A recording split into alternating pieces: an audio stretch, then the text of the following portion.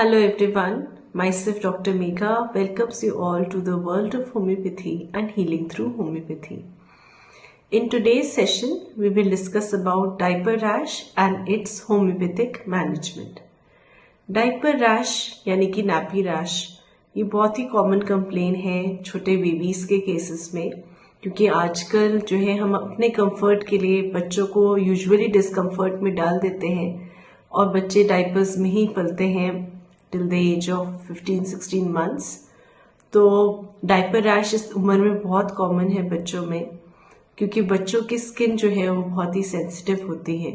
तो क्या सिम्टम्स होते हैं डायपर रैश के?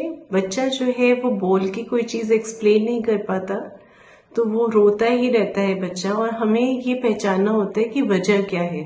अगर वजह डायपर रैश है जिस वजह से बच्चा रो रहा है, तो आप एनल रीजन में और आसपास के एरियाज में बच्चे के देखेंगे कि उसको जो है स्किन में इरिटेशन हो रही है, स्किन उसकी रेड हो रही है, उसको छोटे छोटे ब्लिस्टर्स या अल्सर्स डेवलप हो रहे हैं। और अगर हमने इसको टाइम से ट्रीट नहीं किया तो बच्चे को ब्लीडिंग भी होने लग जाती है, क्योंकि बच्चा का जो स्किन है वो बहुत ज़्यादा मलूक है, बहुत ज़्यादा सेंसिटिव है।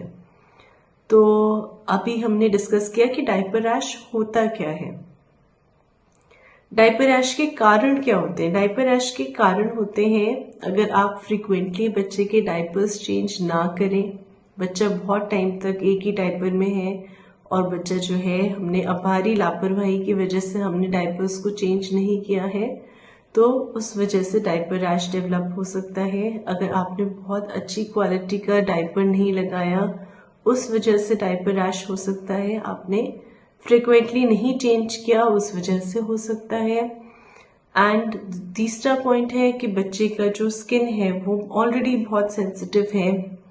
वो बहुत बार अगर बच्चा पॉटी जा रहा है, उस वजह से भी बच्चे को डायपर रैश हो सकते हैं, क्योंकि वो एरिया जो है वो बहुत ज़्यादा आप उसको फ्रिक्वेंटली फ्रिक्शन हो रहा है उस एरिया में, तो बच्चे को डायपर रैश तब भी डेवलप हो सकता है।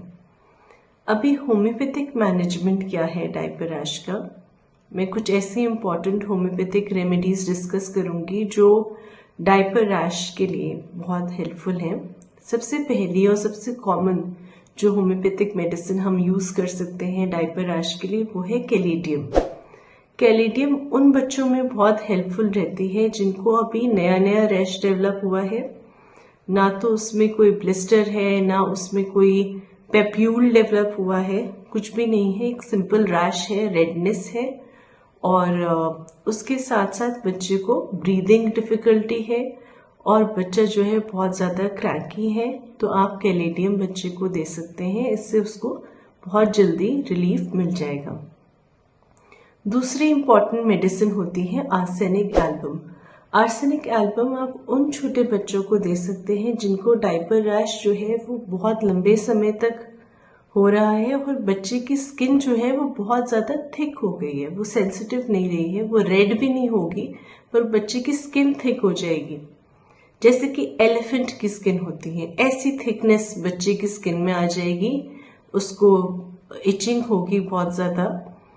तो आर्सेनिक एल्बम हम ऐसे बच्चों को दे सकते हैं, और अगर वो हम टाइम से ना ट्रीट करें तो आप देखेंगे कि पेप्यूल्स भी डेवलप होने लगते हैं ऐसे बच्चों के केसेस में, और बच्चा पानी बहुत बार मांगेगा, तो तब आप आर्सेनिक एल्बम बच्चे को दे सकते हैं। तीसरी इम्पॉर्टेंट मेडिसिन जो यूजफुल है डायपर रैश के लिए वो है ग्रिफाइटिस। अगर बच्चे को डायपर रैश जो है वो फोल्ड्स ऑफ स्किन में हो रहे हैं, यानी कि बच्चे को फोल्ड्स में आपके जो ग्रॉइन एरिया है उसके भी फोल्ड्स में बच्चे को डायपर रैश की कंप्लेन है, तो उस केस में आप ग्रिफाइटिस दे सकते हैं। कोई भी रैश बच्चे को जब फोल्ड्स में होगा, यानी कि अगर कोई सिंपल रैश बच्चे को नेक के फोल्ड्स में या आर्मपिट्स के फोल्ड्स में स्वेट के कलेक्ट होने की वजह से हो रहा है, उन केसेस में हम बच्चे को ग्रिफाइटिस दे सकते हैं। और डायपर रैश भी अगर फोल्ड्स ऑफ ग्रॉइन एरिया में है तो ग्रिफाइटिस दी जा सकती है, and it is very helpful in treating such type of rash. Next medicine is rhus tox. अगर बच्चा बहुत लंबे समय तक गीले डायपर में रह जाता है, उसका डायपर फ्रिक्वेंटली चेंज नहीं किया जा रहा, उस वजह से जो डायपर रैश बच्चे को डेवलप होता है, जिसमें उसको आप अगर वॉश कर दें पानी से तो उसको आराम भी मिल जाएगा। छोटे छोटे ब्लिस्टर्स डेवलप होने लगते हैं, छोटे छोटे दाने डेवलप हो जाते हैं। तो उस केस में रस्टॉक्स जो है वो बहुत ही हेल्पफुल रेमेडी है। Next medicine is sulphur. अगर बच्चे के जो डायपर रैश है वो उसमें आप देखोगे कि बहुत ज़्यादा रेड है, बहुत ज़्यादा स्वलन है, और जो बच्चा है वो बहुत ज़्यादा इरिटेबल हो चुका है, बच्चे को जो है इसके साथ साथ बच्चे में क्या हमें दिक्कत देखने को मिलेगी कि लेफ्ट साइड जो है उस साइड ज़्यादा दिक्कत है। एनल रीजन में आप देखो कि इसमें जैसे हमने ग्रेफाइटिस में डिस्कस किया था, फोल्ड्स ऑफ स्किन में, यहाँ पे बच्चे को दिक्कत होगी एनल रीजन में, बम्प्स में, अल्सर्स डेवलप हो रहे हैं, बम्प्स डेवलप हो रही हैं। इस तरह की दिक्कत अगर बच्चे को हो रही है और तब आप उसको सल्फर रेकमेंड कर सकते हैं, और इससे आप सल्फर से देखेंगे कि एकदम रिवर्सल ऑफ डायपर रैश हो जाएगा। तो these are the 5 important homeopathic remedies which you can give to your child if you see such signs and symptoms of diaper rash. So thank you everyone.